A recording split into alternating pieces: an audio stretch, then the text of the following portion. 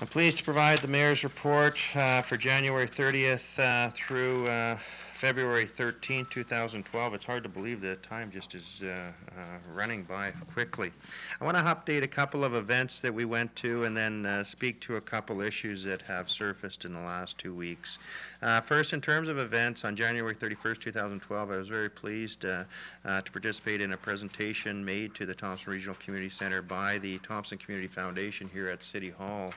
And Colin Bonnycastle was here representing the Community Foundation as well as administration, and they made a presentation which is very much appreciated of $25,000, which will be going towards the kids' play structure. Is that correct, Mr. Sepitelli? And so I want to thank the Community Foundation, and as I said at that event, I think this is one of those really nice things that has happened in this community over the last few years. This is money helping out community projects that Thompsonites contributed to the foundation. So an excellent opportunity to promote both the Thompson Regional Community Center and the Thompson Community Foundation. On February the 1st, Mr. Sepitelli and myself sat down with Murillo Ferreira and another administration from Valley who were visiting our community. We had an opportunity to talk about the future with Valet. I was very pleased with the discussion. We started with a discussion of our safe operations, their safe production, and we moved through to talk about future plans, and I'm very confident that we will continue a very strong working relationship. We identified some specific objectives for this year, one of which was to move forward on the discussion and negotiation of a new grant and lieu contract, as well as to move forward on the TEDWIG process. So I was pleased to have that opportunity, and I extended an invitation to visit often, and hopefully that will take place. Also on February the 1st, I was very pleased to provide closing remarks at the Thompson Anti-Gang Conference, and that conference took place Monday, Tuesday, Wednesday of that week. It was absolutely, I think, a tremendous success. Again, I want to acknowledge the organizing committee, specifically May Mossa, for the work and the passion she put into it. Dr. Mark Totten was here, who facilitated the session. As you're aware, Council contributed to offset the cost of bringing him here. I can tell you it was a very good expenditure on the part of the City of Thompson. I was tremendously impressed with the number of people that were in the audience from different organizations. On the Wednesday afternoon, it was interesting. They presented a number of recommendations, and they asked me to speak to each of those recommendations, which I really enjoyed the opportunity to have that dialogue front and center. Dr. Totten opened up the conference on the Monday morning by suggesting that there needed to be radical change if we were going to address the issue. And I can tell you the recommendations in some ways speak to radical change. And I appreciate that, because I think that if they're going to go through that process, there's no point coming forward and saying status quo will do it. I've encouraged and I've asked that the group will present their recommendations and a report on the conference to Council. We're hopeful we're going to be able to get that on the 27th of February. I look forward to sharing those recommendations. I think some may have seen them. We had Kane Doran, Deputy Chief, sit on the committee, as well as Marilyn Duval. They both did an excellent job. Mr. Sepitelli participated as well. But I really encourage Council to take an opportunity to look at those recommendations and really think outside the box. I think that there's some real opportunities here, and we have tremendous goodwill and support of those organizations. So I hope that Council can be front and center providing the support, one of which is the hope to bring Dr. Totten back in the near future to speak specifically to youth. And I certainly encourage Council, and I said at the event that I will be pushing hard to make sure City of Thompson contributes in the same manner by making a contribution of $2,000 available again. I look forward to the 27th when they bring their recommendations. On February 2nd, we had our quarterly school city liaison meeting. I was very pleased. Obviously, we have some challenges coming forward between the two organizations, especially relating to grant and lieu, and I look forward to ongoing cooperation in dealing with that. February 3rd was an excellent afternoon for the City of Thompson when we had Minister Ashton attend at the Thompson Regional Community Center and announce a further contribution of $1.2 million towards the Thompson Regional Community Center. I can't tell you and how I think important that final contribution from the province is to being able to finish the project in the manner that I think we all hope to do, but quite frankly, we were challenged in terms of the resources available. So I extended my appreciation to Minister Ashton as well as to Minister Lemieux and the province of Manitoba for their work, and I know a very difficult financial year in terms of making that $1.2 million available to us. I know that the Thompson Regional Community Centre will be coming in the near future, Mr. Sepitelli, I believe, to provide an update in terms of where we're at with that project, and I think people will be impressed. I know that we were able to hold that announcement in the complex, and I think that was really positive. People got a bit of a sneak preview, and I think it's going to be stunning. I heard very positive comments. Later on that evening, I attended a anniversary celebration for Minister Ashton and his 30 years as our MLA, and I extended our appreciation on behalf of the City of Thompson for the work that he has done in terms of always putting Thompson first and foremost and fighting for our resources. That evening, Winterfest really kicked off with fireworks at the Thompson Regional Community Centre. They were moved back to the community center, which was great for me because I had a great view without having to get real cold. Although it was a beautiful night and the crowd was great and the fireworks, from all accounts, worked out very well. So encourage people throughout the month of February, take in Winterfest events. There's some great things happening, and encourage people to ensure they participate.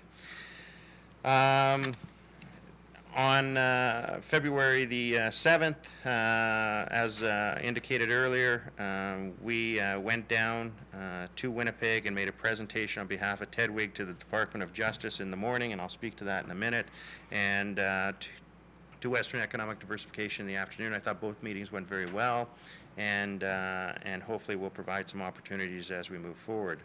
On February 9th, I was able to attend a reception for the new Royal LePage office that has opened, and I want to congratulate Maureen and Tana McCartney for moving forward and wish them the best. I'll note that on Saturday, it's going to be interesting how I word this one. Correct, Councillor Evenson?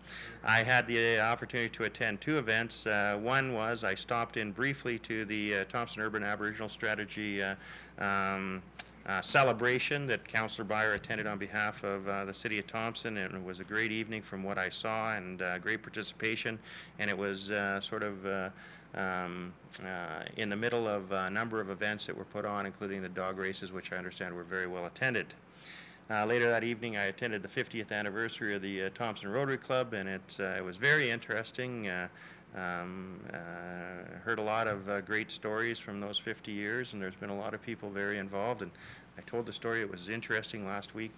Mr. Sepitelli and I had a group of students from Faculty of Architecture visit us here, and the individual that brought them to Thompson was named Rob Zonnefeld. Interesting enough, his father was the very first president of the Thompson Rotary Club 50 years ago. So it was kind of interesting that he visited last week. Great event. They did a wonderful job. So those are a number of the events that I attended. I want to speak to a few items that obviously have been at the center of attention over the last few days. The first one is I just want to highlight the trip to Winnipeg, and specifically the meetings with the Department of Justice.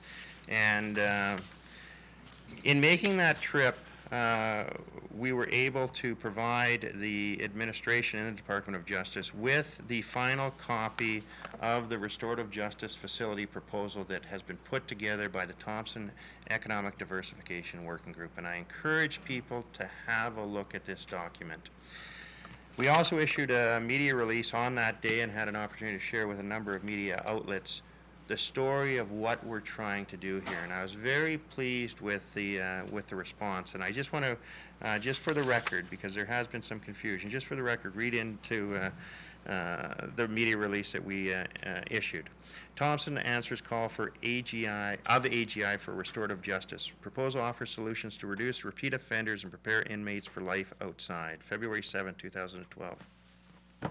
With the majority of crime rooted in social issues, the community of Thompson has rethought the traditional correctional facility model and developed an innovative northern solution by and for northerners, whose goal is to reduce repeat offenders and prepare inmates for life outside as productive members of society. Following a community-wide process involving more than a dozen key stakeholders, the Thompson Economic Development Working Group has presented its Restorative Justice Facility Action Plan to the province as part of the capacity review of adult corrections, with the recommendation that a new facility be constructed in Thompson. A shift to creation of new facilities reflects the findings of several reports, most notably the Aboriginal Justice Inquiry, which calls for a renewed focus on the community and the rehabilitative process. It suggests that creating several smaller facilities in different locations would resolve many of the problems, which are byproducts of the consolidated approach to which Manitoba has long been bound. One of the most prevalent problems is that correctional facilities in Manitoba simply take an offender out of their home communities for a period of time with few programs to heal, rehabilitate, educate, or train. At the same time, the system fails to recognize that the majority of inmates enter facilities with serious mental and cognitive deficiencies, as well as alcohol and drug abuse issues, according to a variety of reports and studies. Statistics have also long indicated that Northerners and people of Aboriginal ancestry are overrepresented in correctional facility populations, and that the lack of services and programs to meet their specific needs is systemic. The vision of the Restorative Justice Facility is to focus on healing and treatment, assist individuals in the repathing of their lives, provide learning and advancement opportunities, offer reconnection and cultural spiritual awareness, ensure the facility is secure and integrated into its surrounding environment. The AGI also explored the notion of community involvement in the system and suggested the best places to house inmates, particularly those of Aboriginal ancestry, is close to home.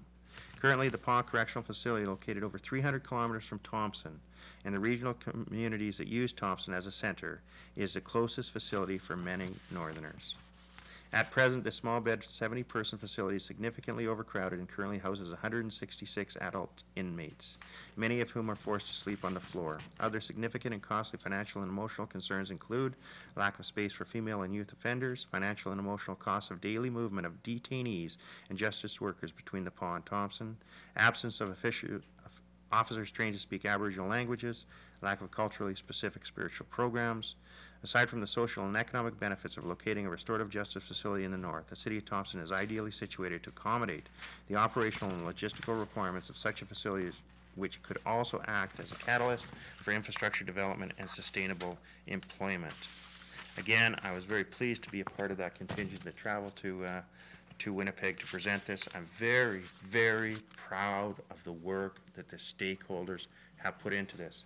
And I indicated to the province of Manitoba, when you open this document and you turn to the partners, I don't believe you can show an example of cooperation like that in any other area of this province and likely Western Canada. Tremendous achievement. I trust and I hope that the province of Manitoba will pay respect to the concepts put forward here and acknowledge and support the initiative. Lastly, I want to thank specifically and personally David Sanderson, the Director of Justice Strategy Diversion Program for MKO, who assisted me in dealing with the media and addressing these questions and did a wonderful job in terms of conveying some of the issues that we face. I encourage people to look at this document and provide comments back. The next item I just want to talk about briefly is the much talked about 2011 census as was released last week, and I want to start off by saying that I wasn't surprised by the numbers, and I'm not necessarily convinced when people thought about it that they should have been surprised by it. I will say I'm very concerned by the numbers, but not surprised. And we only have to look back with some of the challenges that this community has faced over the last years. We know that there was an issue with enrollment numbers and decreases in the school system. We know that families were displaced from this community out of residential accommodations because of some of the things that were taking place with renovations. We know that people were forced to leave. In saying that, I believe three things fundamentally have contributed to the decrease in population. And I want to state, I am absolutely disappointed as the mayor of the city of Thompson to have seen that decrease. And I take full responsibility because we should, and I should, have been bolder in ensuring change was taking place in this community faster than it was. 3 issues, I believe, contributed. First and foremost, beyond anything else, is housing. There is no question in my mind that the lack of housing and the lack of housing options in this community has created difficulty in the ability to attract people here. And when I say housing, I think we've done some strong work in terms of looking at affordable housing. But we haven't addressed the other options that we need to in Thompson. We haven't addressed entry-level housing. We haven't addressed young families looking at the need to get into a house between $100,000 and $200,000. They really don't exist. We haven't addressed seniors housing. We need to do that.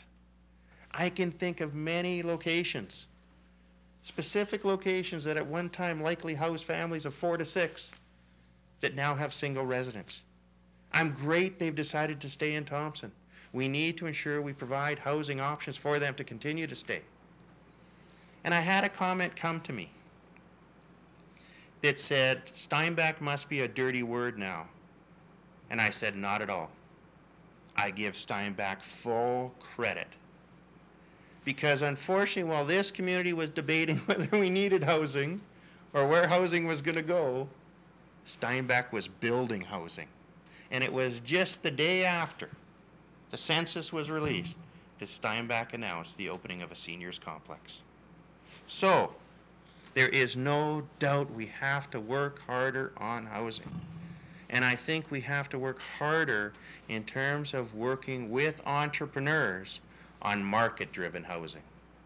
And I think we can. When we passed the land sale policy, we've provided opportunities in terms of enticements, incentives to get people to build.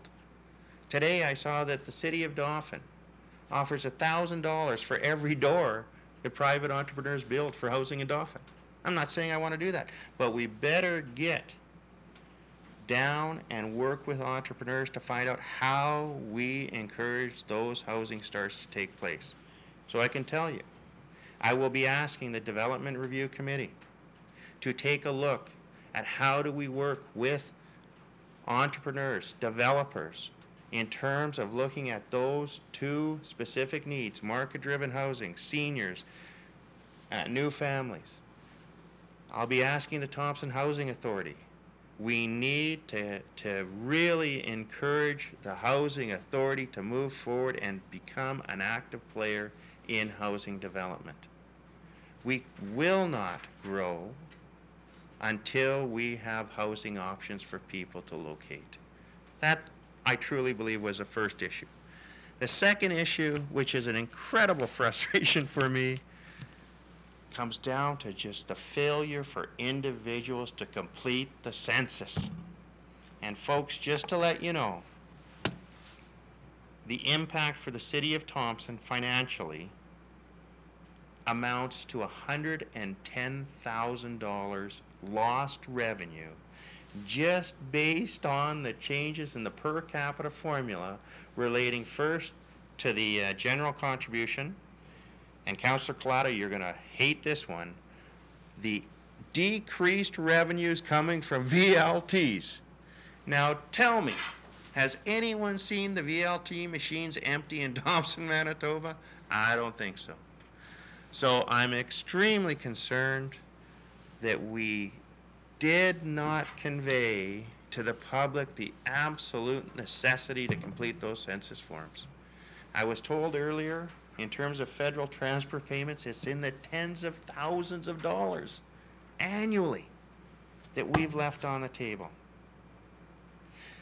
The third reason, I think, is the reluctance of many people residing in Thompson to declare Thompson as home. And we've got to work on this one. It hurts us.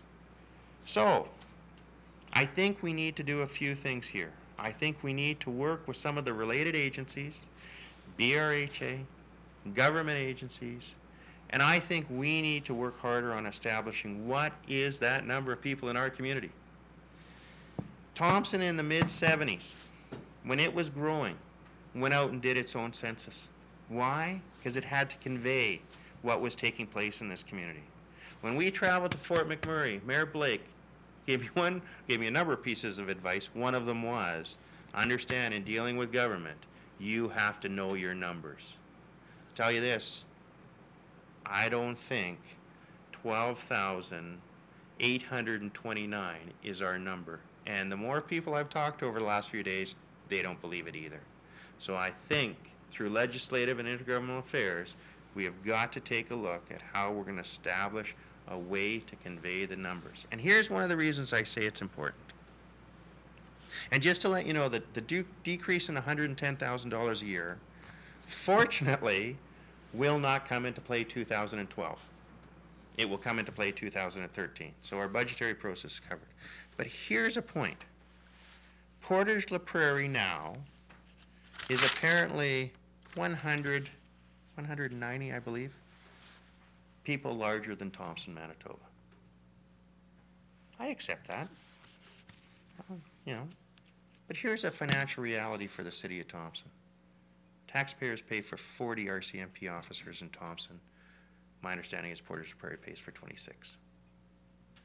So understand that census is huge for us in terms of the impact it's going to have on our resources. And through legislative and intergovernmental affairs, we are going to have a very serious talk with the province of Manitoba.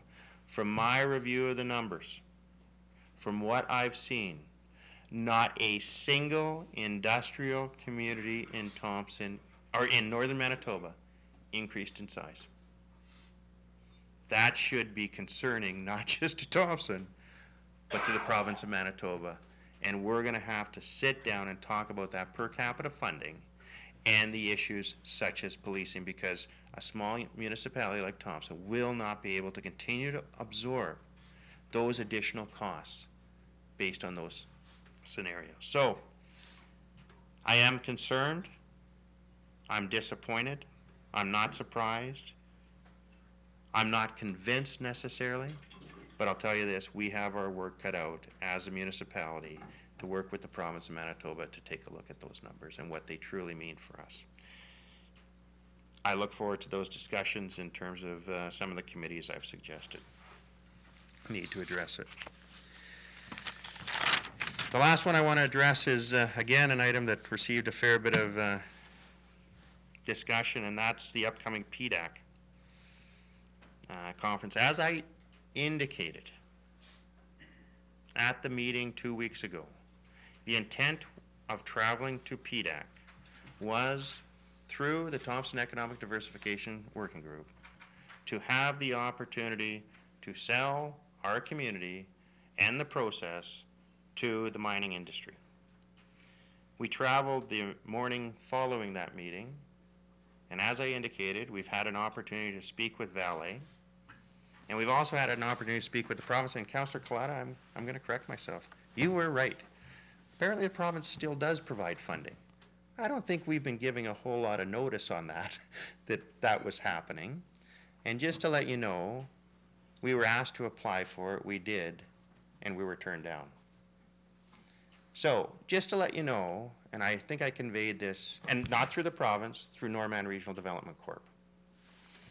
Just to let you know, as I indicated last week, in the 6 years I've been mayor, I've traveled to PTAC once. The city of Thompson received some support that time. So 5 years, I haven't traveled. This year, based on council's wishes, we asked for some support. We didn't receive it. It's interesting to know which other communities have been traveling for the 5 years that we weren't asking for the support. But I'm going to leave that one.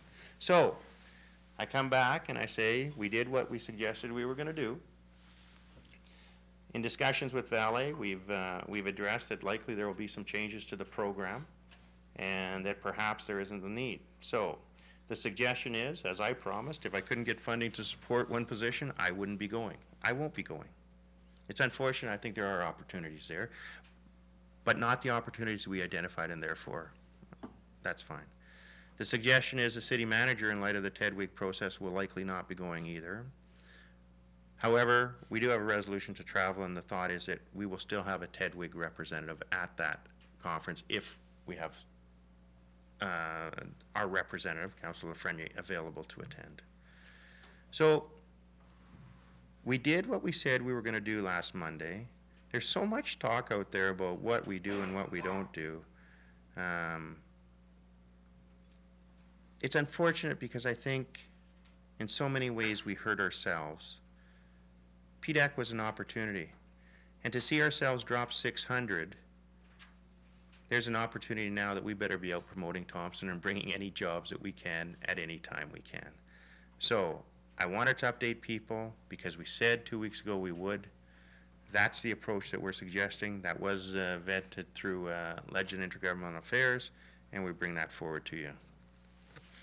The last thing I want to speak on are two more things. One is upcoming events. I want to encourage people. We've got the Chamber Annual General Meeting on February the 22nd. We've got a guest speaker coming in to talk about the potential of airships in northern Manitoba and the north. We better be looking hard at all opportunities, so I encourage people to circle that date and attend.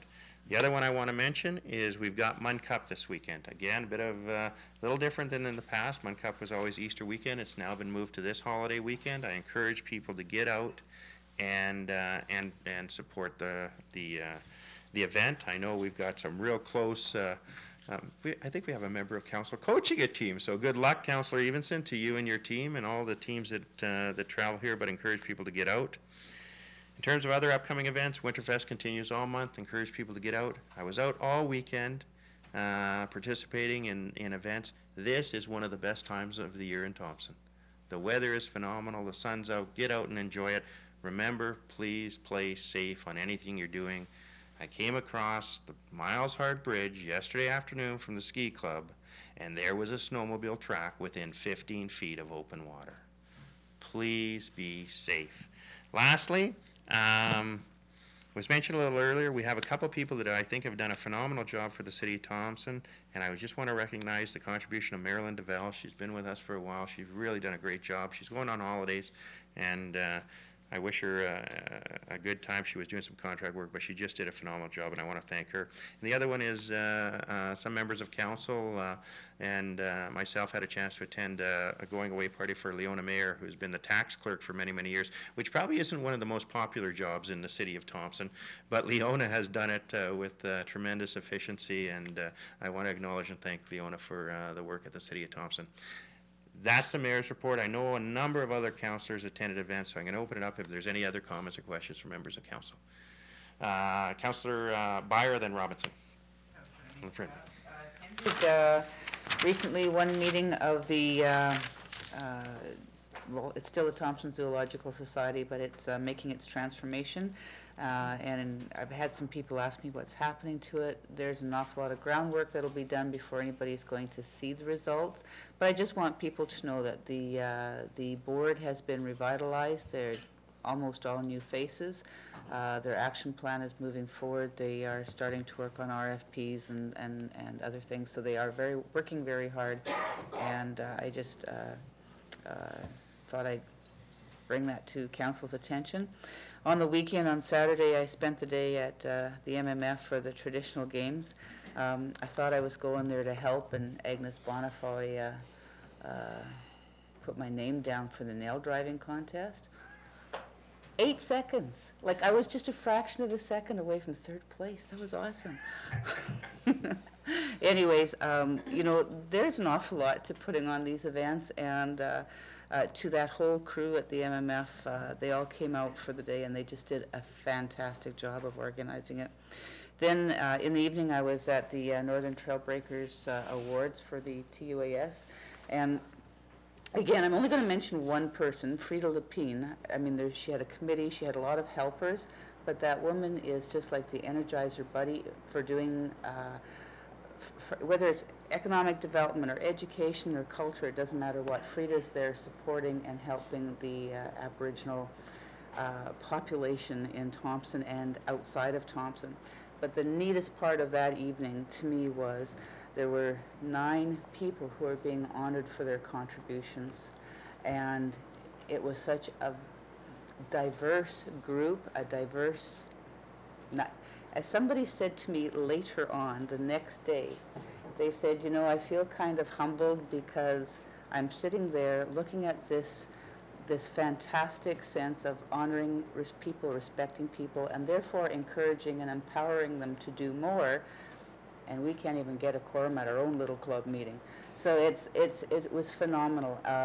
The entertainment was phenomenal as well. It was a very nice evening, and I just wish more people could be. I look forward to the day where the St. Lawrence Hall won't hold this event because there'll be too many people there. It was just awesome. So, and I almost forgot the dog sled races. Something came up. I could not attend them, but I know Jackie Dram and Loretta Decoon are 2 of the people who put an awful lot of heart and soul and time and effort and energy into it, and I hear that they were another good set of races. So my hat's off to all of those organizers for this past weekend. Thank you. Councilor Robinson. Thank you, Mayor Johnson. I'd just like to emphasize the point about snowmobiles on the ice. There's a lot of people that feel brave or courageous or feel the need to go near open water all the time. Snowmobile is a very attractive sport these days. There's a lot of people that are joining it, and there's a lot of novice drivers out there, young and old, that will follow the beaten path because they don't know where to go. And unfortunately, that's how accidents happen. And they will follow that trail across the ice, not knowing what's on the other end, and possibly be injuries. So I plead out there to people who like to cross the ice on open water to please think about the consequences of those actions. It could cost somebody their life. Thank you. Councilor Lafreniere. Thank you. I just want to comment on a few things regarding the PTAC conference. I just wanted to, I guess I could have mentioned this had I known my name was going forward on a resolution, but I do have a conflict that week. I have a commitment that is, of course, through the city. I'm appointed to the Thompson Urban Aboriginal Strategy, and then amongst my colleagues elected as the chairperson, who then is represented at the National Committee, where I was then elected by my colleagues to be the co-chair. I have meetings March 4th to 7th, so I will be representing the city there, as it is my first priority. However, I do believe that representation from Tedwig in the city, we could be well represented and achieve those goals that we set out by having somebody else in attendance. So I did want to mention that. And I do want to just further acknowledge the work that was done through the Tedwig process for the report that Mayor Johnston put forward. And as someone who has been the council representative at the table and had an opportunity to participate in the small committee, subcommittee group work, sorry, it definitely wasn't a small group. There was representation from across the northern region and from educational institutions and those responsible for youth at risk and for people who are currently incarcerated and involved in the justice system. I had the opportunity to attend the consultation that the province held for the capacity review on alternative justice, and it was a public meeting, so I believe I can mention, but we had, you know, from Associate Chief Judge Murray to legal aid to defense attorneys to people who are involved in child care systems there participating and all sharing the same sentiment that exists within that proposal, which is a holistic approach to justice in our region, and stating that it's often difficult for governments and people to invest in those who found themselves in criminal activity in our communities. However, we don't live in the world of, you know, lock them up and throw away the key. People do re-enter society who have committed severe crimes, or some who have committed less severe crimes. They are back in our communities with us, and the approach that's in that proposal addresses that. And the Aboriginal Justice Inquiry was was a report that took place in the 80s and released in 1991. And the recommendations that exist within there are also supported by our proposal. So thank you to our community, to our team at Replan, and to all our residents that were a part of it. A wealth of gratitude I have to the community for coming up with a document that focused on what we needed and what our values and beliefs are as a region, and that we aren't ignoring the most vulnerable, or one of the most vulnerable populations within our region, and that recognizing that it has a greater impact to society. So I just wanted to put that out there because I think it's an incredible piece of work where a lot of time and energy has gone into. And I just wanted to, it killed me to miss the culture part of the Winterfest, the month, but the weekend, and I really want to acknowledge the work of the Thompson Aboriginal Strategy, the steering committee for sticking with it, and over the years, I believe, revitalizing our weekend, the original weekend that Winterfest existed, and to the city for stretching it out over a month and having activities every weekend for the children in our community. The one thing though, I see it all over Facebook and I hear it everywhere, and I just have to like put a shout out for Rudy the Raven to come back, because if there's anything I get asked about, crazy as it is, people want to see Rudy the Raven back, and I think we should honestly look at it, because I hear it all the time and see it all over Facebook. So I know it's maybe not one of the most important issues that this council has to deal with, but I think it's one that means a lot to the community, so just put it out there. Thank you. Thank you. Any other comments from members of council? Seeing none, motion to adjourn. Councillor Locker, Councillor Hogan, all in favor? We stand adjourned.